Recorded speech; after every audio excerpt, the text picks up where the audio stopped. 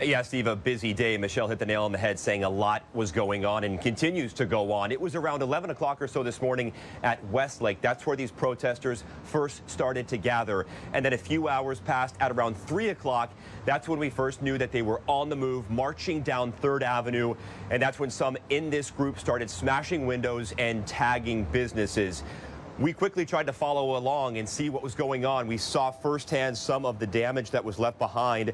In this video, this is how it looked at 3rd and Pine at Victrola Coffee Roasters. That huge window destroyed and glass shattering all over the sidewalk. Video from an SDOT camera at that same intersection shows that group repeatedly hitting it. Eventually, someone kicks it and it falls out, leaving behind that mess of debris. Now, a little further south near Seneca, the Jimmy John's was also a target. A few of the windows there were shattered but did not come apart. And then we ran into those protesters near 4th and Stewart. And this is what happened.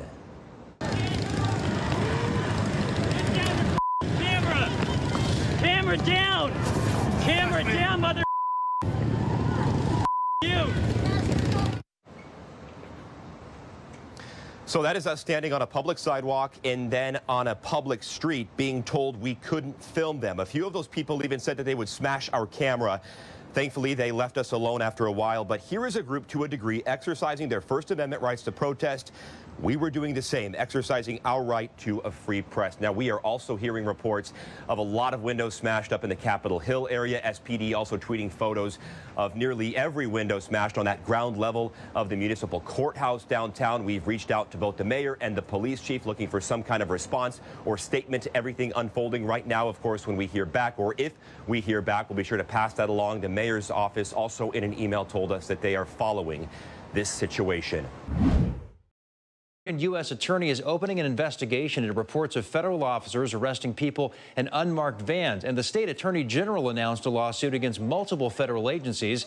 It follows 6 weeks of nightly protests that often end in violent clashes with police. And with those federal tactics sparking an outcry, it raises the question, could we see a similar show of force from federal officers here in Seattle? KOMO's Cole Miller is live in Seattle with more on that and the response from U.S. Customs and Border Patrol. Cole?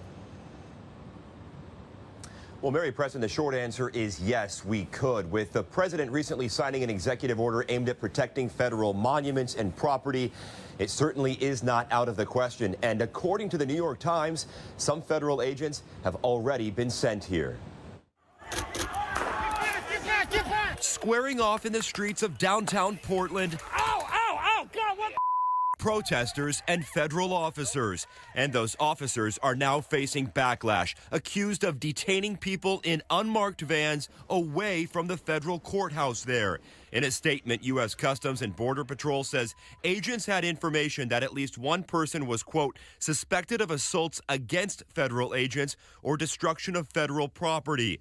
Oregon's governor and other elected officials have called for those officers to be removed. The Trump administration is here because they want to score political points with their base. It is absolutely unacceptable. They need to go home. And with the president having recently signed an executive order to protect federal property, it means that federal officers could detain or arrest people here in Seattle should such protests arise. We know that people's rights are being violated left and right. Outside of the Henry M. Jackson Federal Building tonight, this group gathered to show solidarity for those protesting in Portland. We just see really the police state taking it to a whole new level right down the street from us.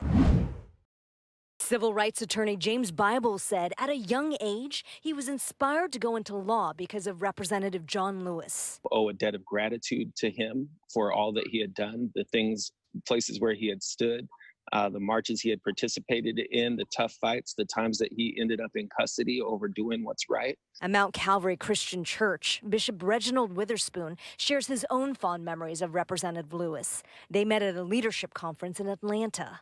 I can tell you he was so affable and blind, just the most stately gentleman you'll ever know in your life. He was very honorable. Time and time again, Representative Lewis had said, go out there and get into trouble, good trouble, necessary trouble. His good trouble has paved ways for people like me and for my kids and my grandkids, so I honor him for the good trouble he got in.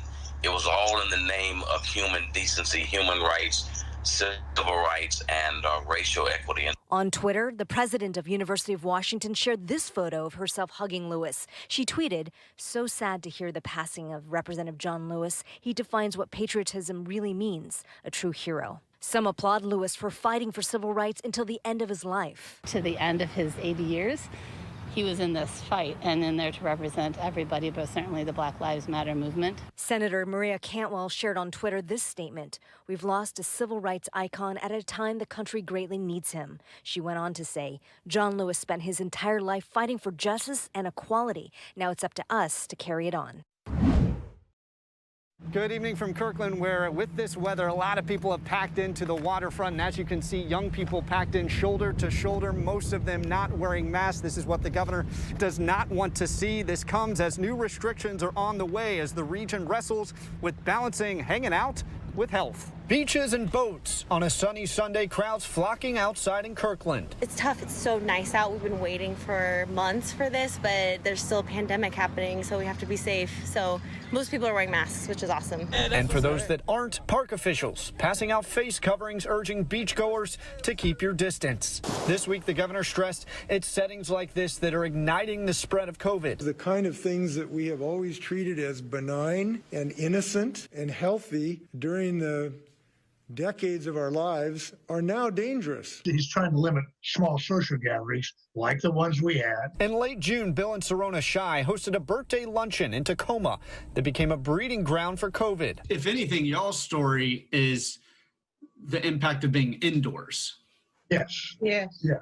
Absolutely. 5 people in attendance. Afterwards, all 5 contracted coronavirus. Don't ever tell anybody that everybody's going to have the same symptoms, because all 5 of us have had different symptoms. To prevent such rapid spread on Monday, the governor is limiting social gatherings in Phase 3 counties to 10 people or less.